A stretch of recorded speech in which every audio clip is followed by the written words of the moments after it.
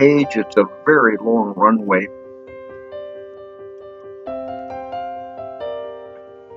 And you may notice some rocking of the wings. It was quite turbulent.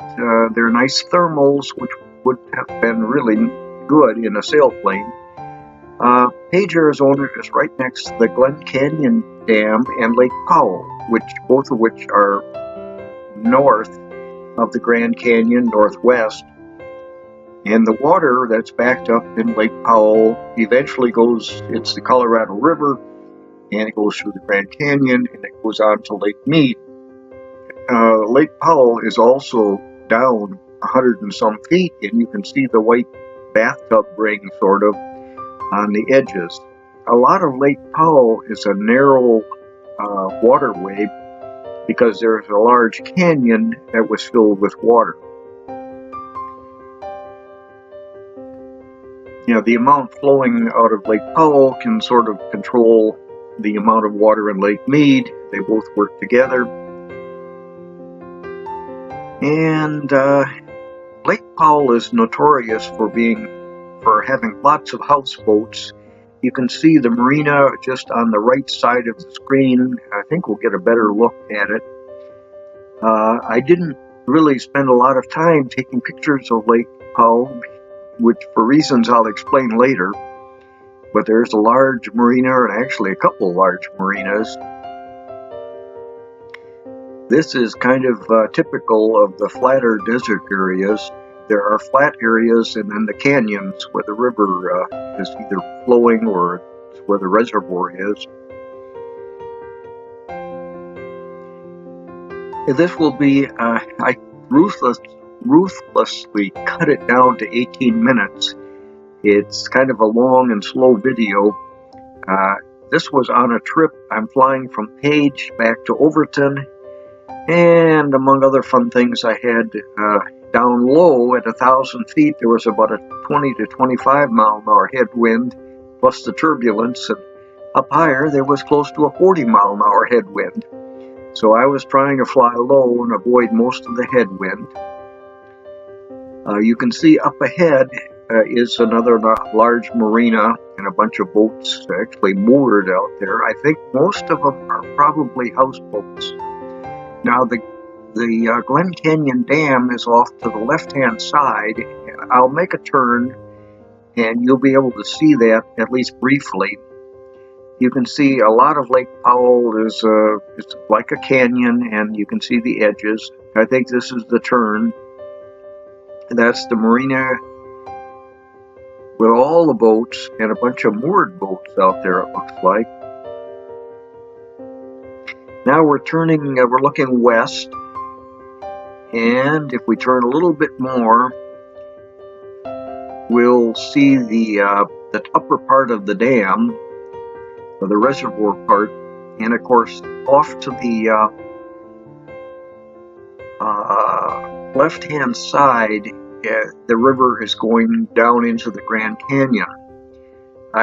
Interestingly, the color of the water after going through the Glen Canyon Dam is, instead of being brown, it's quite green. And here in Lake Powell, of course, it's blue.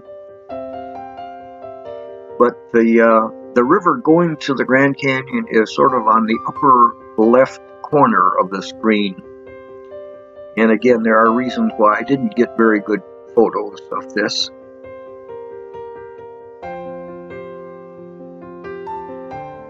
Lots of big flat areas, the mesas. Now we're making a turn. There is the Glen Canyon Dam in the upper left, and now it's right about in the center of the screen. And we're looking at the upstream part of it, and you can see the rest of the canyon going off to the Grand Canyon. At first it goes into the Marble Canyon.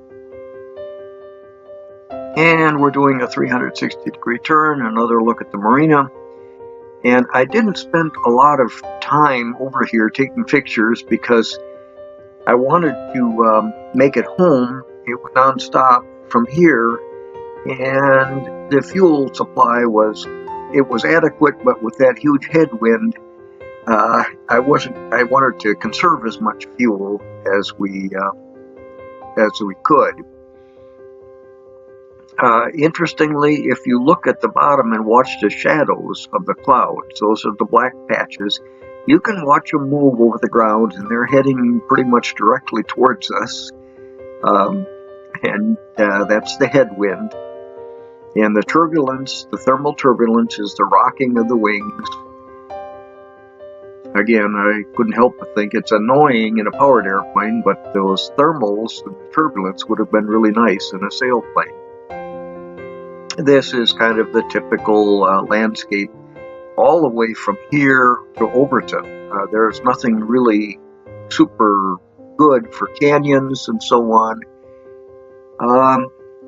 But there are some interesting colors, and the reason I took this, you have this, was my intention was I had just flown over the Grand Canyon from Overton to basically DuPage, Arizona, after flying over the southern and western parts, or eastern parts of the Grand Canyon. And I had the camera on the nose wheel, where it is right now for these pictures.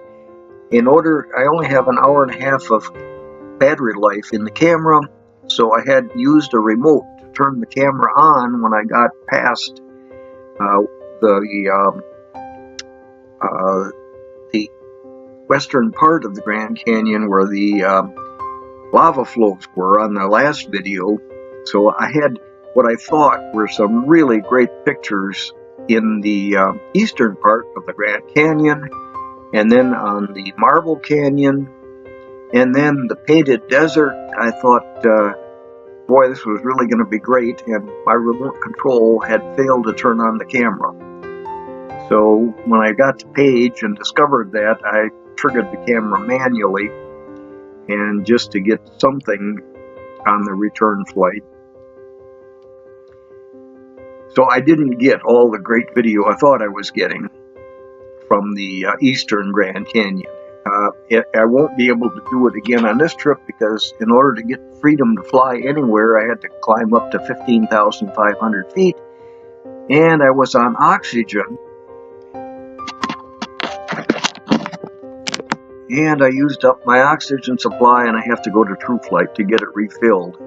It's going to be difficult in the following years, because next year, 2020, to fly above 10,000 feet, I'll need some special radio equipment, about $5,000 or so worth, which I've been planning on. I'll get the equipment eventually, but the company that makes the airplane has to come up with an approved installation, and they haven't yet. So I'm kind of waiting on that.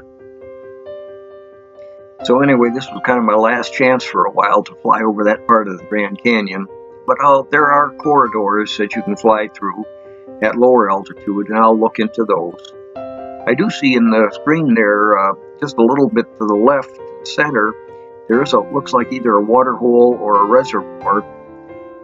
There are water holes scattered out throughout this, especially in the higher elevations. Coming up, you'll see that the darker patches, and those are a little higher elevations. They get more moisture.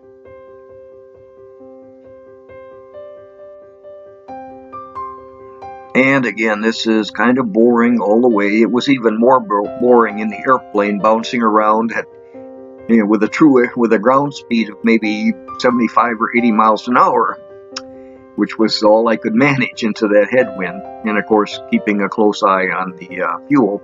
I did land with more than an hour's worth of fuel as a reserve, which is what I always try and do. Very tedious flight, bouncing around. I was flying as low, about 1,000 feet above the ground, and you can see a little bit more. One really interesting thing was about 60 miles short of Overton, the camera had apparently used up its batteries and shut itself down. But as I was looking down, there were about 20 horses that were galloping down one of the washes across from left to right, and I got a nice close view of them. I later found out they were very likely wild horses that are free range out here. And they were definitely horses, and they were definitely galloping. I don't know why they were galloping. It looked like they were just out for a nice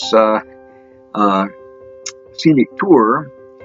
And interestingly, not too far from them, there looked like at least 30 cattle. Just the cattle were just standing around doing nothing, which is what they seem to do most often. And I didn't see any fencing or corrals. There was a water hole nearby, so I assume they're living off that.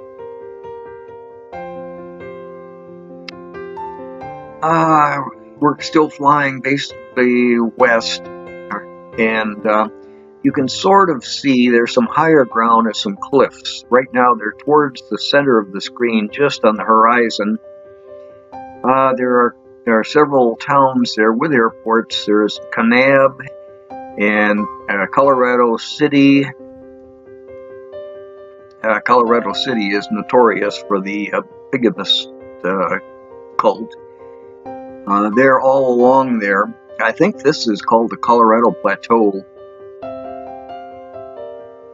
Eventually, some of the higher ground, with more vegetation, it goes up to about 6,000 feet in elevation above sea level.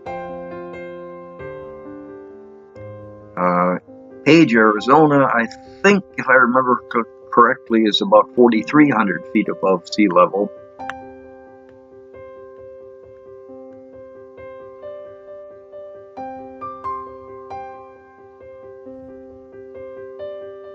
Oh, on the center of the screen, there is an area of higher ground, and that's coming up.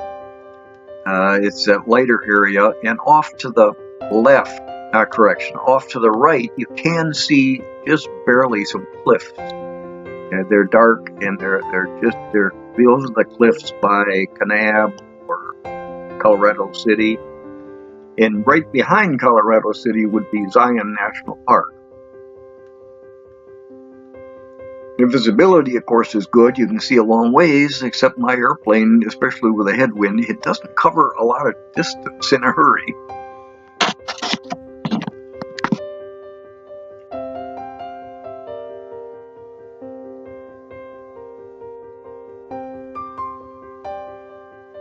And we're coming up on that higher ground. This is all part of apparently a wildlife area. I haven't seen a lot of wildlife down there. Maybe it's a wilderness area instead of being a wildlife area. And once again, if you're really bored, you can watch the shadows of the clouds on the ground, and you can see they're definitely moving right towards where we're flying, or right towards the airplane. Now, that was about all I had to do. I was bored too when I was flying. Then I spent some time swearing about the headwinds, and I tried different altitudes to see if I could avoid it. And as soon as I got up any higher, it was much worse. And I see we have a typical wash coming up just before the higher ground.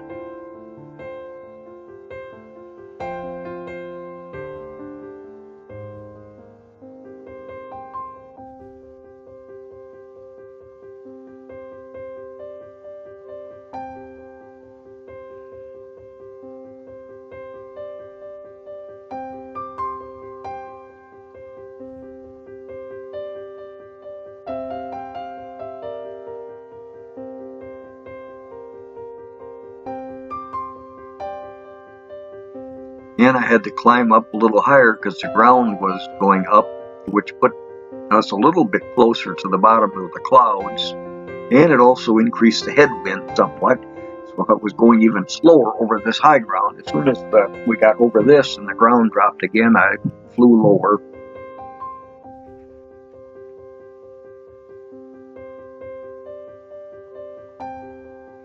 And between here and Overton, there is mostly just a lot of very similar type country.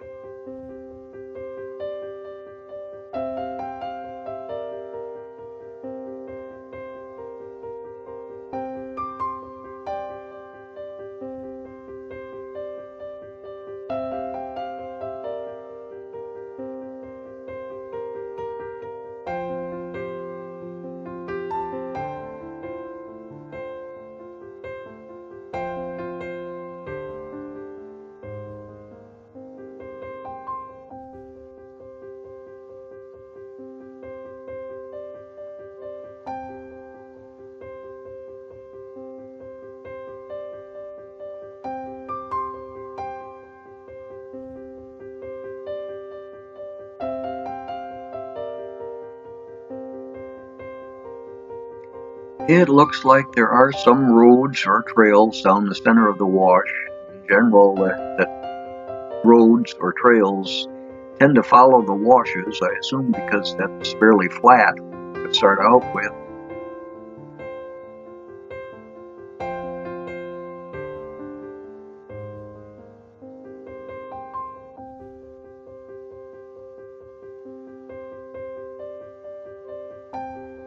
The camera was probably a little bit tilted to the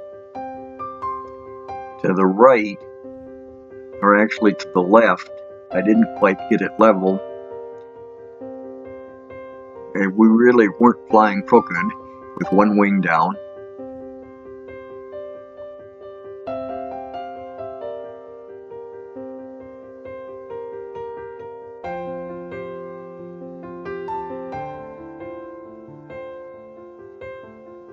And I have to say, I didn't see any vehicles on those roads down there.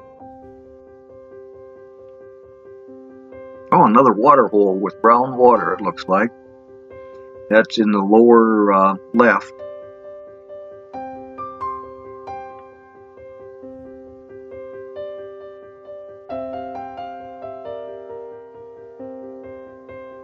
And just up ahead with the darker area, that is the high point, or the highest elevations, which should be around 6,000 feet above sea level, that is.